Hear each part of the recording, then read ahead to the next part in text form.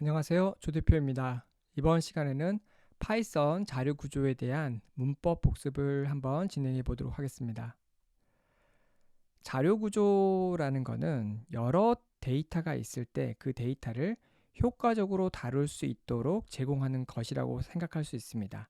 파이썬에서는 크게 세 가지의 자료 구조가 있습니다. 첫 번째 리스트, 두 번째 튜플, 세 번째 딕셔너리입니다. 리스트는 기호가 이렇게 되어 있고요. 튜플은 소괄호로 되어 있습니다. 딕셔너리는 중괄호 형태로 여러분들이 기호를 사용하시면 됩니다. 차이가 있기 때문에 세 개나 존재하겠죠. 리스트는 순서가 있고요. 그 다음에 수정도 가능합니다. 튜플은 순서는 있지만 수정은 불가능합니다. 마지막으로 딕셔너리는 순서 일단 없고요. 그 다음에 수정은 가능한데 이 앞에 있는 리스트랑 튜플과 달리 조금 다른 구조로 되어 있어요. 그래서 얘는 조금 특이한 형태다. 이렇게 여러분들이 이해를 하시면 됩니다. 리스트 같은 경우에는 여러분들이 기차를 생각하시면 돼요. 기차는 좌석마다 번호가 있긴 하지만 중간에 내리면 다른 사람이 탈 수 있는 거죠. 즉 수정 가능한 거와 같은 형태를 가집니다. 이에 반해 튜플은 비행기라고 생각하시면 돼요.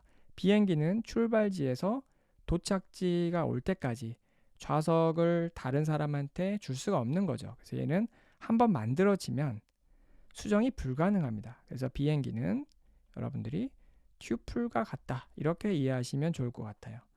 마지막으로 딕셔너리를 한번 살펴보도록 하겠습니다.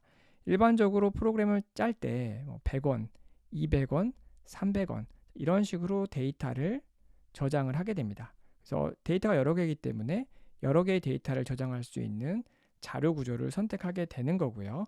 일반적으로 파이썬에서는 리스트를 사용하시면 이런 식으로 여러 값을 저장도 할 수 있고 나중에 수정도 할 수 있는 거죠. 그런데 100원이 어떤 의미를 갖는지를 같이 저장하기가 어려워요. 만약에 100원이 사과의 금액이고요. 200원이 배의 금액이고요. 300원이 메론의 금액이라고 할게요. 그러면 가격은 저장되어 있지만 이 100원이 사과인지 이 200원이 배인지 요 300원이 메론인지에 대한 그런 데이터 정보는 저장되어 있지 않다는 거죠.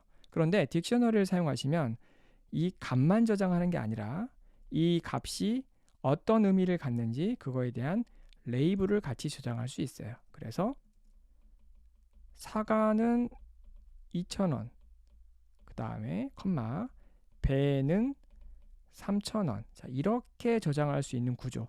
이 앞에 있는 레이블도 같이 저장할 수 있는 구조. 값만 저장하는 게 아니라 이 값이 어떤 의미를 갖는지 그 레이블도 같이 저장할 수 있는 구조가 바로 딕셔너리입니다. 일반적으로 C 언어 같은 언어들은 이런 딕셔너리 같은 타입을 사용자가 직접 만들어서 써야 되는데요. 파이썬에서는 이런 딕셔너리 타입이 기본 데이터 타입으로 기본 자료 구조로 제공되고 있기 때문에 저희가 프로그램을 짤 때 매우 유용하게 사용할 수 있어요. 그래서 앞에 있는 거를 키라고 부르고 뒤에 있는 애를 value라고 부릅니다. 실제로 이 키 값은 딕셔너리에서 유니크 해야 되죠. 중복된 키를 가질 수 없어요. 그래서 이 키를 통해서 여러분들이 이 value를 인덱싱 할 수 있게 됩니다. 이번에는 인덱싱 기능에 대해서 한번 살펴보도록 하겠습니다. 다음과 같은 리스트가 있다.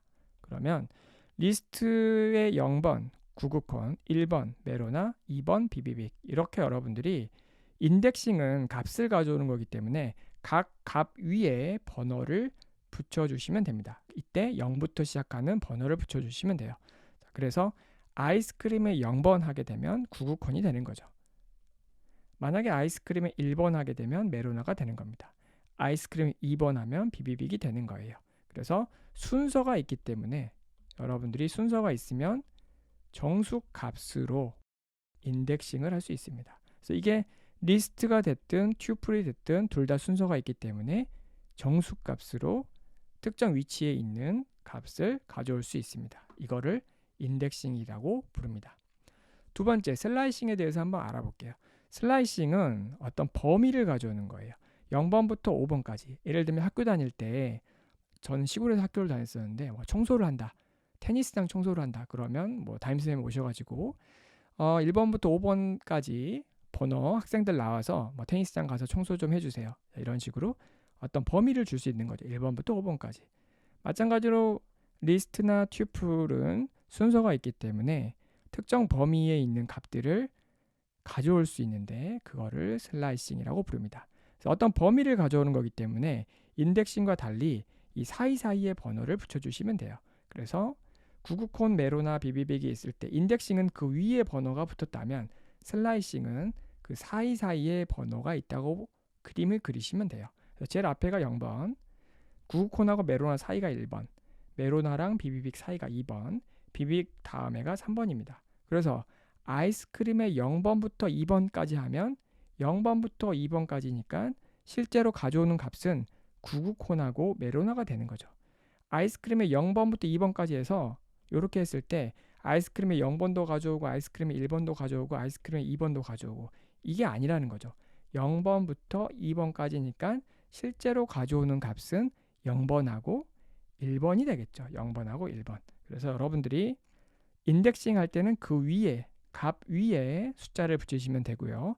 슬라이싱 할 때는 이 사이사이의 범위를 가져오는 거기 때문에 사이사이에다가 번호를 붙여주시면 쉽게 여러분들이 인덱싱과 슬라이싱을 할 수 있게 됩니다. 여기까지 저희가 파이썬 자료 구조에 대한 복습을 마치도록 하겠습니다. 감사합니다.